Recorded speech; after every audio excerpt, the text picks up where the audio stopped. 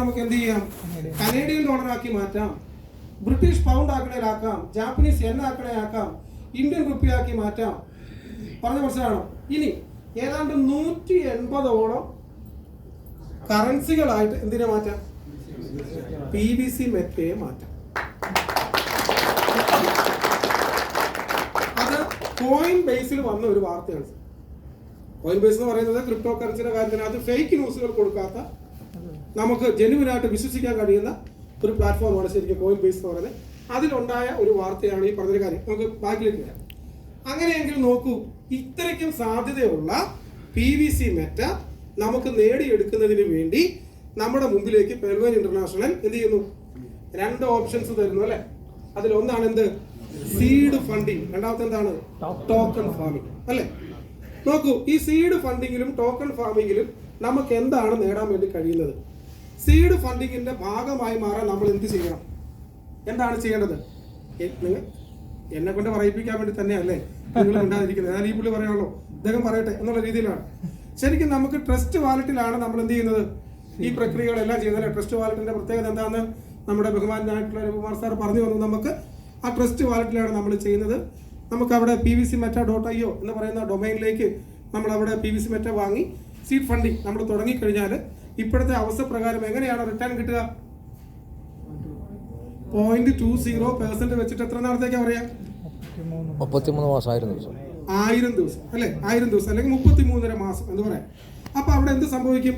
2 കാര്യങ്ങൾ സീഡ് ഫണ്ടിങ്ങുമായിട്ട് ബന്ധപ്പെട്ടുണ്ട്. ഒന്ന്, ഇത്രയും മഹത്തരമായിട്ടുള്ള ഈ ഒരു പ്രസ്ഥാനത്തിന്റെ പാർട്ട്ണറായിട്ട് മാറാനുള്ള ഒരു സാഹചര്യം നമുക്ക് കിട്ടും.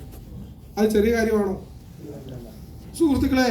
ക്രിപ്റ്റോ കറൻസിയുടെ കാര്യത്തിൽ നമ്മൾ നേരത്തെ ബിറ്റ്കോയിന്റെ കഥ പറഞ്ഞു അല്ലേ. അതിന്റെ ഒരു ഡയഗ്രം ഞാൻ നേരത്തെ കാണിച്ചു പോയി. ശരിക്കും ഏതാണ്ട് 200 ലക്ഷം കോടിയുടെ ബിസിനസ്സാണ് ഒരു മാസം നടക്കപ്പെടുന്ന പറയുന്നത്. 200 കോടി അല്ല സാർ, 200 ലക്ഷം കോടി. ഏതാണ്ട് 21,000ഓളം ക്രിപ്റ്റോ കറൻസികൾ ലിസ്റ്റഡ് ആയിട്ടുണ്ടെന്നാണ് പറയപ്പെടുന്നത്. അതിനകത്ത് നമ്മളെ ചിന്തിപ്പിക്കുന്ന ഘടകം, ഈ 200 ലക്ഷം കോടിയുടെ 70% ബിസിനസ് കൊണ്ടുവരുന്നത് ജസ്റ്റ് 3 ക്രിപ്റ്റോകളാണ്. ഏതൊക്കെ? Bitcoin, എതേറിയം, USDT. അവരുടെ 4ാമത്തെ പുത്രനല്ലേ ഇത് അല്ലേ? ആലോചിച്ച് നോക്കിയേ. കാരണം ഇതിന്റെ പിന്നിലുള്ളത് ആരാണ്? പോസ്റ്റേഡാണ് അല്ലെ. അവരെ കൊണ്ട് ഇങ്ങനെയുള്ള കാര്യങ്ങൾ ചെയ്യാൻ വേണ്ടി കഴിയുന്നത്. അവരുടെ 4ാമത്തെ ആളാണ് ആര്? ഈ PVC മെറ്റ എന്ന് പറയുന്നത്. ഇത് മോശം വരുമോ? മാത്രമല്ല ഇതിന്റെ സാധ്യത എന്താണ്? 2009 ബിറ്റ്കോയിൻ പുറത്തു വന്നത്. അന്ന് നമ്മളാരും എന്തല്ല, വെബ് 3യുടെ ഭാഗമല്ല അല്ലെ. ഇത്രയും ടെക്നോളജികളൊന്നും നമ്മുടെ മുമ്പിലേക്ക് ആ സമയത്ത് എത്തിയിട്ടില്ല, ശരിയല്ലേ?